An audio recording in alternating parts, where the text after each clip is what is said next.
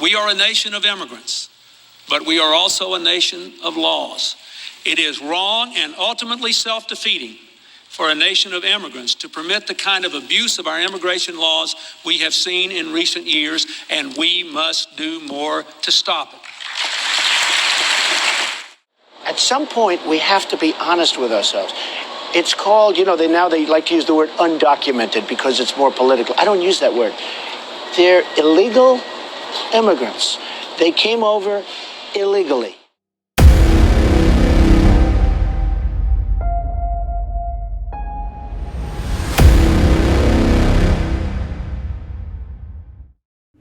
Howdy, y'all. Welcome back for episode 4. We appreciate you taking the time out of your days to come back and join us on our channel once again. As you may have guessed from the videos that played immediately before, the topic at hand is illegal immigration, and it is a pretty heavy one. Now, just a side note before we get started, if you hear any booming noises in the background, it actually is around the 4th of July holiday, and I live very close to downtown Dallas, so you're going to have some ambient noise, which is literally freedom ringing. So just bear with us if you do hear anything. We apologize. But to go back to the videos, what's interesting to note as far as illegal immigration is concerned is really how public sentiment seems to have changed from 1995 to 2015. And what's interesting is that while the same points are being made, and there's no difference in what was said then and what's said now, what's interesting is that the overall tone of it has changed, and illegal immigration has become a bigger issue in scale over the course of these last 2 decades. Now, what I think is interesting is that there seems to be a huge push to say that this is not illegal. They're not illegal immigrants. They're undocumented immigrants. And there's a general push to alter the nomenclature around the phenomenon that is illegal immigration. What I find interesting, though, is that William Shakespeare, actually in the late 1500s, when he was composing Romeo and Juliet, there's one line that stands out in that entire play, and it goes as follows. It says, "A rose by any other name would smell as sweet." And what that means is it doesn't matter what you call something, and what you call something doesn't alter the essence of what it is. And I think that's extremely relevant as you juxtapose his words against the current climate where we have this push to validate or excuse those who are here illegally. And make no mistake, there are people who are here illegally for a plethora of reasons, and there's too much to get into about that. But just from the basics of what illegal immigration means, we do realize there are people who are here illegally, and that is a problem. That's the burden on the American taxpayer. Now, those are just some of my thoughts around the issue, but I want y'all to remember that what you call something does not change what it is.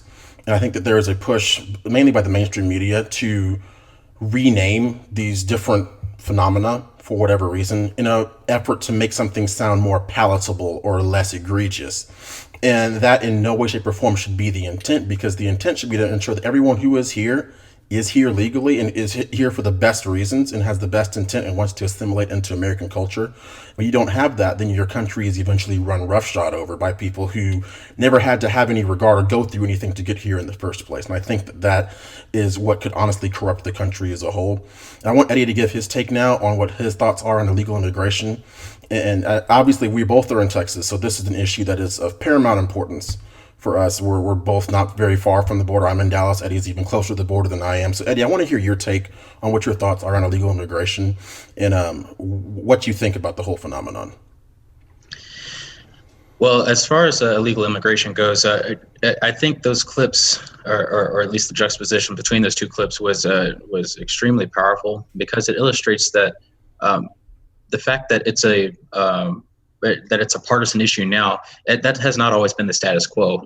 Having a strong border, up until recently, it was always a bipartisan mandate, if you will.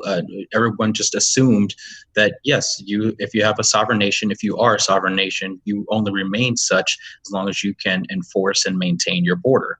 And now the shift in rhetoric that you mentioned earlier, it's particularly troubling because one, it is a blatant attempt to mischaracterize or soften the blow when it comes to definitions of people who do breach the border illegally. But 2, we've got this conflation of terms when it comes to the mainstream media or from the left in general, where if you say you want a strong border, they will immediately come back and say, you are against immigrants. And that could not be further from the truth. I love immigrants. I love legal immigration.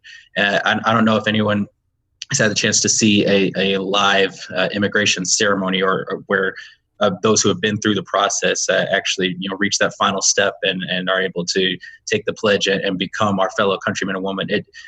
I haven't had a chance to attend one in person, but I've seen one online, and I swear there's not a dry eye in the room. And what really galls me when it comes to people conflating the terms legal immigrant with illegal immigrant, just throwing them all into one lump sum as immigrants total, it really does cheapen the entire process of legal immigration that so many people have gone through, so many people have put blood, sweat, and tears on the line for. And I find it telling that whenever I see interviews on CNN, MSNBC, what have you, I never see, and with the exception of maybe one instance, I never see legal immigrants interviewed and have their views offered up as far as what they think about people just rushing the border and basically cutting in line and taking for granted what they themselves had to work so hard for. So I think the conflation of terms is just another example of how the wordplay of the left can really lead us to harm and cheapen our immigration as a whole. But the bottom line is it's a bipartisan issue, and I don't care how it's trying to be couched now. We can discuss the political motivations for that from now until the cows come home. But at the end of the day, if you are a sovereign nation, if you want to remain a sovereign nation, you can only do so as long as you enforce and maintain your border. And that is what legal immigration is all about. So Damani, I just to throw it back to you, what are some of the solutions just off the top of your head or steps that we can take to reduce illegal immigration? I know we've talked about, we've heard the rhetoric, build the wall from the Trump campaign 2015 and 2016. But of course, there are a plethora of measures that can be taken to increase our border security. And I wanted to hear your thoughts on what those could be. Well, as far as the overall things that need to be done, there's a laundry list of things that need to be enacted before we could even hope to reform what is now fundamentally broken. I think, one, we need to actually take a hard look at what our current immigration policies are and figure out ways to expedite for those who are working through the process, because it is an exhaustive process, but it is the exhaustive process for a reason.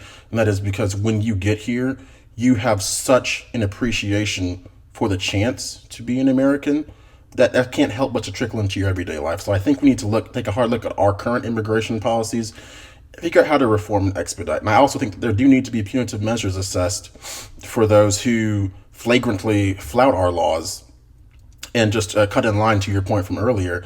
And I think that we need to actually make sure that people are actively dissuaded from so doing, because every time they do that, I have friends who are illegal immigrants, and they are just as incensed as anyone when they find out someone else actively cut in line and took that opportunity from someone else. So I think that's something we need to look at as well.